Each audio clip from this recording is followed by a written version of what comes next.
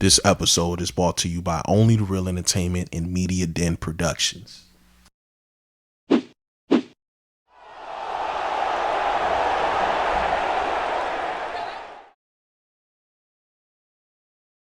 Yo, what's going on? It's your boy Reela. I'm back again. I'm in it bit feeling podly. Call me Charlemagne, the pod father. Here I am. You heard me? So, I just want to say congratulations, my guy, Jaylen Brown. Jaylen Brown, man, you secured the bag, richest supermax in NBA history. Give it up for a black man securing generational wealth. $304 million within 5 years, my guy. You did it. I loved your press conference talking about changing things there in Boston.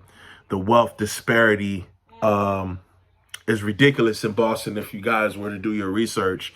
To the Boston front office, amongst y'all criticism that y'all got for trading Marcus Smart, which I still feel like wasn't a smart move on you guys' behalf, y'all secured y'all future. You can't let the law firm, Tatum and Brown, you can't let the law firm get away from you. Y'all secured the future. Shout out to y'all for getting that right at least. And we shall see. They've been to, as a duo, even though they were 1-2 against my Heat. I had to throw that in there.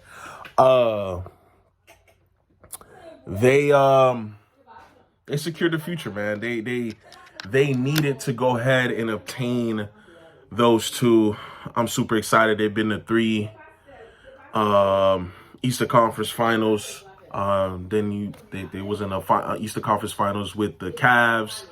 So I'm just super excited for them to have the opportunity to compete for years to come. You know, you don't usually hit your peak until you're around the 28 to 32 range if you look in NBA history, and they're going to be hovering right around that pretty soon. So I'm super excited to see what Boston is going to do. So congratulations, my brother. And I hope you stay there in Boston and do what you're set to do as far as the accomplishments that you stated in the press conference. I think it's worth it to secure your future. I think Tatum stays because he knows that he has a guy that he can look to his right that could go get him 20, 25 if he needs to. I'm sure both of them are working their games in the off season. I'm definitely excited, man. So now it's time to pod. We're going to get straight into real talk. And I'm going to tell y'all why. Y'all pissing me off. Everybody on my timeline, NBA Twitter, y'all are pissing me off. I'm scrolling through my timeline. Shout out to Jeff T. Your pod is hilarious, my brother. Always great to hear NBA players have second careers with the ability for us to now control media, you know, by picking up a microphone and talking into it. You have, you know, a championship, all-star, so kudos to you. You said on your podcast, which I don't ever want to take away from somebody who's played, in which, of course, I have not. You said that you taking Harden all time over Dywane Wade. You see, social media is a beautiful thing. I just named the positive of you being able to create your pod, monetize it, and tell your stories, which you're a great storyteller. You're up there with the KGs and the Iman Shumpers of the world as far as storytelling. But you're being dishonest, my brother. That may be your opinion, but let's take a deeper look at it. First off, there's two sides of the ball. Dywane Wade is the leading shot blocker in NBA history for a guard. This is somebody who's made multiple all-defense teams. This is somebody who has a top 5 greatest finals appearances in 2006 of all time, where he averaged 35. You can say, yeah, he had Shaq. Shaq averaged 13, I believe, in that finals series. So Dywane Wade spearheaded that. Dywane Wade also has a scoring title. Dywane Wade also would have won Finals MVP in 2011 had LeBron James not had the meltdown, which is the super black mark on his career, even though I still think he's a top 2, top 3 player. Objectively, you could say he's the GOAT. I don't mind. I look at it 1A, 1B, MJ, but that's not what I'm here for. What I'm here for is the fact that Dywane Wade is now becoming underrated in our very eyes.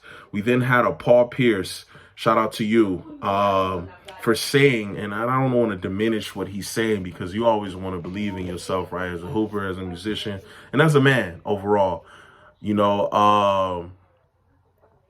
He stated that if you give him prime Shaq, I just stated that Shaq averaged 13 in that finals.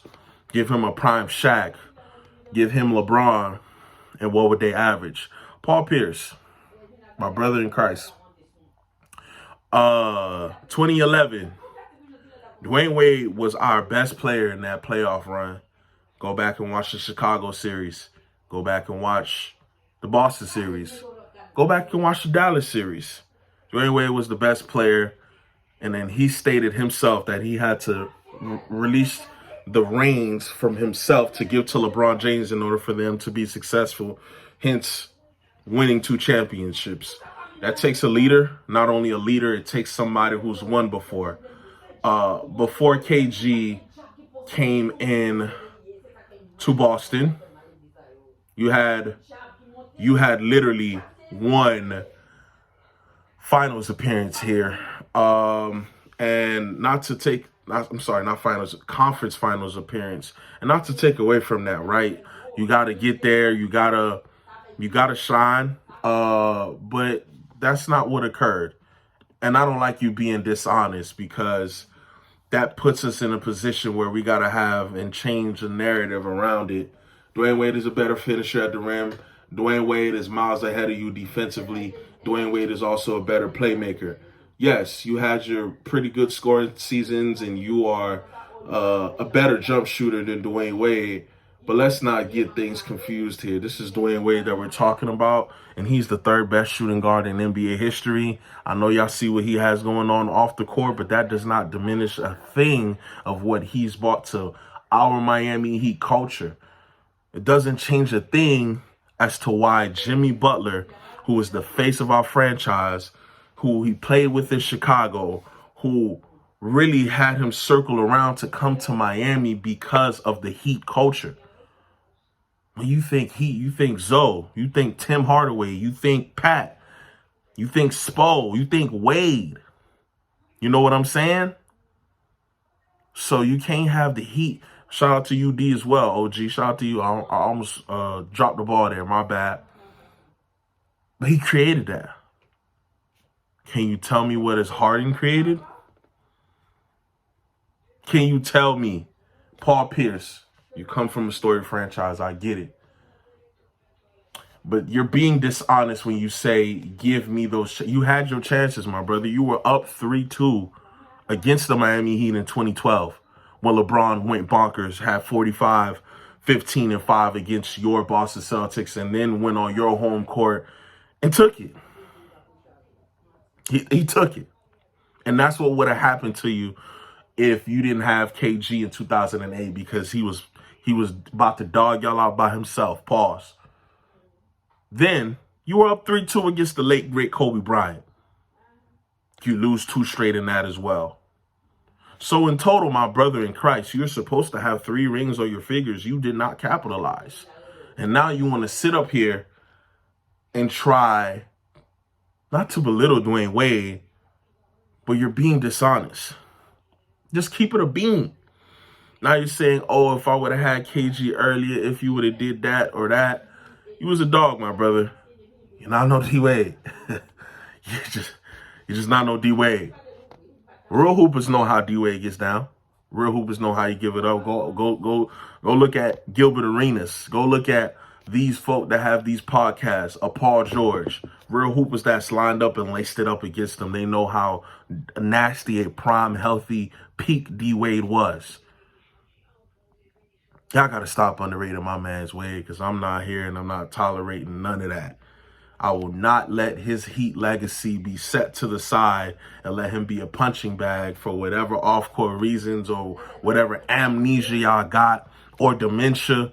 D Wade is the 3rd best shooting guard to take a breath. Harden, your top 5. I don't want to, Harden, you are top 5.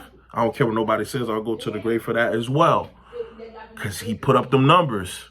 His Achilles heel is that he doesn't win. And he didn't win. Yeah, he took KD's Warriors to 7, but he lost. That takes a little bit away from you. You know, that game 5 in Golden State before KD even arrived, when you had 13 turnovers, that take away from you too, my guy.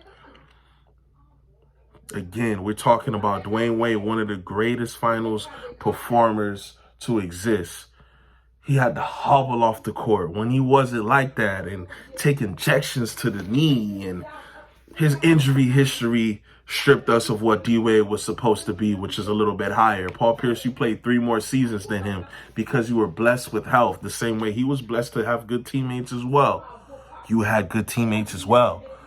You had you a KG, you had you a Ray Allen, you had you a Rajon Rondo, and then when you moved on to the Nets, you had you a Darren Williams, a prime Darren Williams. I remember how nasty he was. Y'all remember how nasty Joe Johnson was. And Brook Lopez wasn't a spot-up shooter, shot-blocking man that we see today. He totally refined his game. He was a post-scoring 20-a-night guy back in those Brooklyn Net days. And you guys couldn't get it done. D-Wade is him. Y'all will not be playing with my mans like that. He nation forever. Signing off. Podfather. Charlemagne the Pod. I'm feeling podly today. Y'all tap in. Before I get out of here, always riding on new energy. My sister coming out with a tape as soon as you hear this drop. It's called Ghost Diaries. Y'all go stream that wherever y'all get y'all music from. It's amazing. I know y'all gonna listen to that Utopia. I'm gonna be tapped into that as well. But y'all go support. You know what I'm saying? My sis. Always riding on new energy. I'm out of here. Like and subscribe to Real Hoops everywhere for all of our content.